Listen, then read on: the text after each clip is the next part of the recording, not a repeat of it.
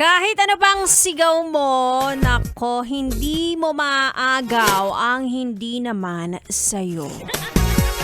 Diba? Huwag kang mang-aangkin. Masama yan. Ang sabi nga nila, may karma yan. Anyway, I am back. It's me, Ganda Umanda. Kasama niyo pa rin dito sa 101.1 Yes FM. At ang chika sa akin, eto na nga, wala kang araw kadala-dala at nangaagaw ka pa rin ng taong may jowa na. Ganda ka. Sinasabi ko sa'yo may karma yan. Kung hindi man sa sarili mo, di siguro sa anak mo. Lola, di ka ba natatakot? Katakot yan. Nangaagaw ka na may... Ewan ko ba, bakit ba mahilig kayo mang-agaw ng may jowa? Alam ko naman na hindi nyo mahal yan eh. Ang gusto nyo lang yung pakiramdam na kaya nyo siyang agawin. Teleserye yarn! Anyway, naka-Friday pa man din ngayon. Maraming tao ang nasa labas, nasa gimikan. Nako, mas prone po yan sa lokohan.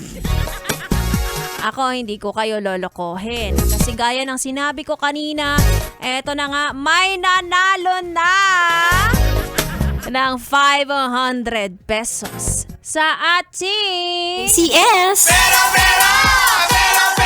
yan! ACS! Pera lang yan! ACS! Are you ready? Akala mo boxing lang eh, no? Eto na ang ating winner tonight. Perfect na perfect kung ikaw man ay lalabas, kung ikaw man ay gigimik at food trip tonight.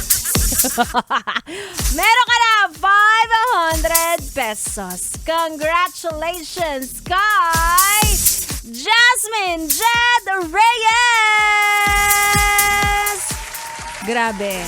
Alam nyo, nagbigay siya sa akin ng resibo na talagang naka-follow siya sa akin. Naka-like din siya sa lahat ng picture. Grabe talaga. Yan ang mga gusto ko. Talagang masunurin. Again, congratulations. Meron ka 500 pesos. Hatid yan sa atin na ACS! Pera lang yan! ACS! Pera lang yan! ACS!